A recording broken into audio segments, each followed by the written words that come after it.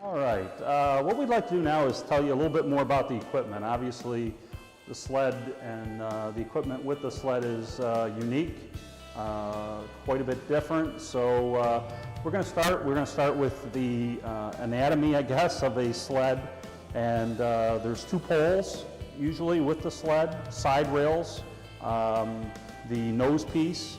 Nowadays, what we're using is a nose piece with a nose guard or a foot guard that protects the feet. This is a skag, goes on the front, and what the skag does is really just there for balance. In case the player gets hit, it'll take the hit and go down and come back up. So that's the skag. Also the blade holder, that's the blade holder.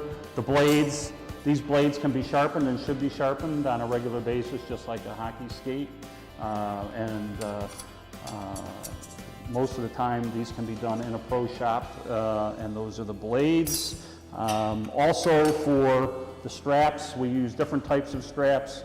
We have ankle straps, which can be anything from a luggage strap to bungee cords. We also have the straps for the feet and also for the waist itself.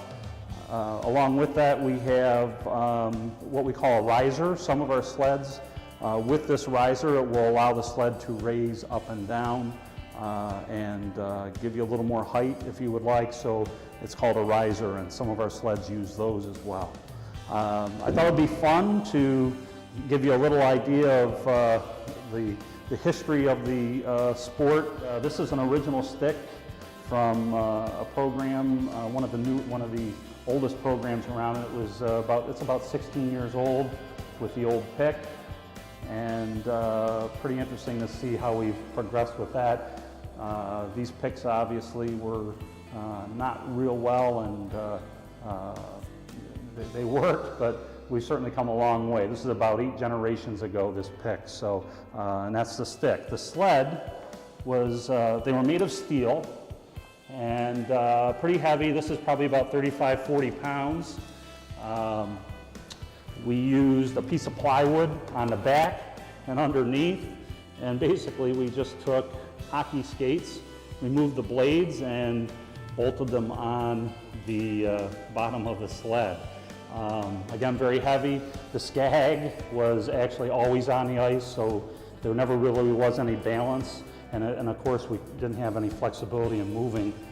The blades always stayed out and weren't able to adjust. And we also used the old car seatbelt. The next sled is about, somewhere around 8 years old.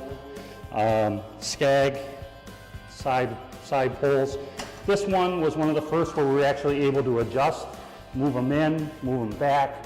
Basically, all we do is undo the bolts, and there's a little groove in here that allows them to slide back and forth, and then also there's a groove in here that allows them to slide in and out. And then also we can turn them so that we could actually get them very close.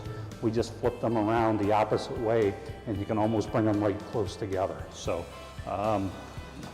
Again, we used car seatbelt and a little bit of padding. I think one of the biggest innovations at this point with this sled was that we got into a more flexible bucket and fitted the player much better than the old style where they just sat there loose. So that was the beginning of that technology.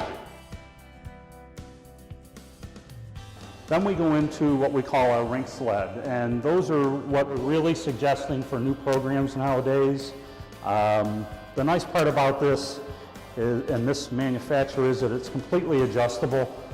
We actually undo this. It allows the blade assembly to slide up and down. We undo the bolts, and these will actually go in and out, so we can move them in and out quickly. Depending on where the player is as far as his development. So it's very easy to quickly move these out and in by loosening the bolts, and then also moving back and forth for balance depending on the player and who's on the ice. The length also is adjustable on these sleds. And basically all we do is we remove the pins and we're able to slide back and forth the sled itself.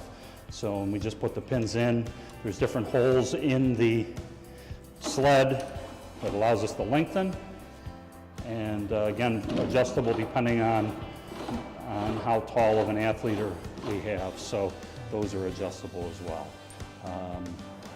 Nice, really a nice thing to have for the new program, something we strongly suggest if you're going to have some sleds in your program to look at the rink sleds. The next one's also another rink sled, adjustable front and back. These loosen up, these can slide back and forth.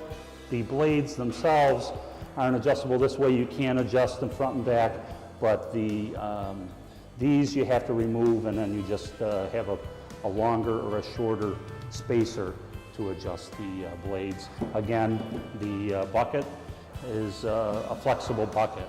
One of the things I wanted to point out also is the straps and the progression of straps. And this is pretty important. I think we're seeing a progression with, just like a hockey skate, we want the player to fit tight and snug into the sled.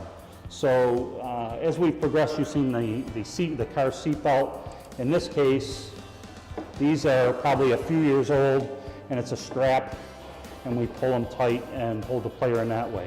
The only thing with these is sometimes they have a tendency to loosen up as the player's on the ice. So they are good, they work well, but now we've gotten into this type, and this is a ratchet strap.